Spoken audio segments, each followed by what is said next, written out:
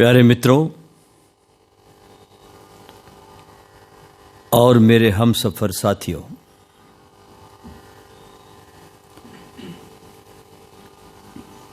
सद्गुरु ओशो के इस क्रिसमस महोत्सव में मैं आपका हृदय खोलकर स्वागत करता हूं और एक जोरदार तालियों के साथ आप अपना भी स्वागत करें। जोरदार और जोरदार और जोरदार।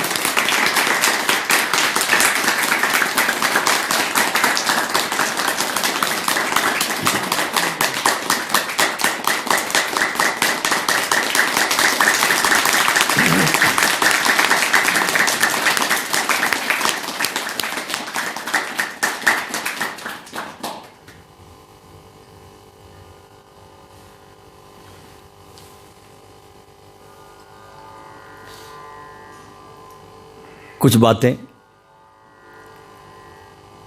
साधक को सदा ही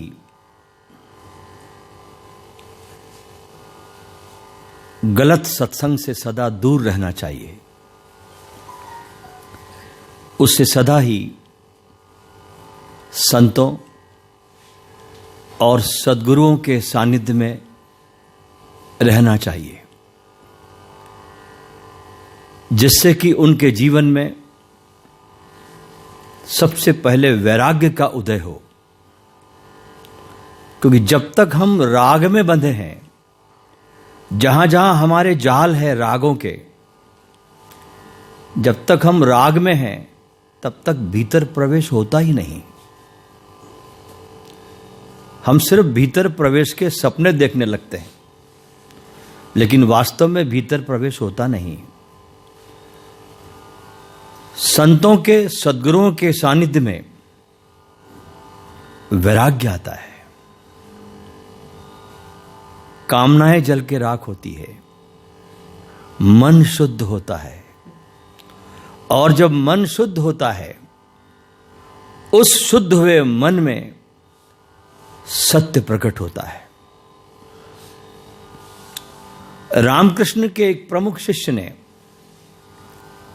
जिनका नाम था मणि बाबू, एक दिन ठाकुर से पूछा, ठाकुर ये बताओ कि परमात्मा को पाने के लिए क्या करना चाहिए? तो ठाकुर ने मुस्कुराकर कहा, कोई न कोई एक भाव का सहारा जरूर लेना चाहिए। कौन से ठाकुर? किन भावों की बात कर रहे हैं आप? रामकृष्ण ने कहा, एक तो होता है दास्य भाव, जिसमें साधक अपने को परमात्मा का, सद्गुरु का दास मानता है। समर्थ गुरु रामदास ने जैसे दास बोध लिखा, दास का भाव आता है कि मैं तेरा दास हूं।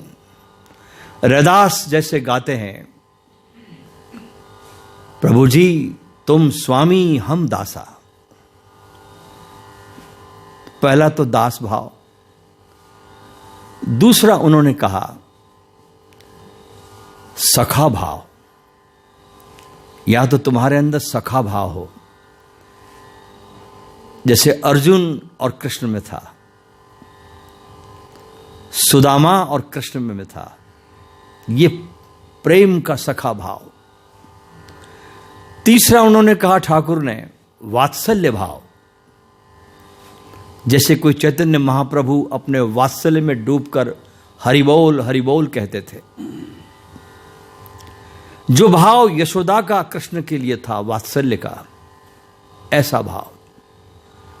और चौथा माधुर्य भाव, जैसा कि गोपियों का भाव था कृष्ण के लिए, माधुर्य में डूबी हुई, प्रेम में सनी हुई। तो मणि ने पूछा रामकृष्ण से कि इन सब में सबसे अच्छा भाव कौन सा? आपने 4 भावों की चर्चा की। तो रामकृष्ण ने अपनी आंखें बंद की और 3 बार कहा समर्पण समर्पण समर्पण। बिना समर्पण के ये कोई भी भाव पूरा नहीं होता। जब तक समर्पण की चाशनी न डूबी हो इस भाव में, तब तक कोई कार्य पूरा नहीं होता। ऐसे ही समर्पण की चाशनी में डूबा हुआ एक बहुत अनूठा बुद्ध, जिसे हम जीसस क्राइस्ट के नाम से जानते हैं, आज उसी के हवा में, उसी के तरंगों में ये शिविर का आयोजन है, जिसे हम क्रिसमस का नाम देते हैं।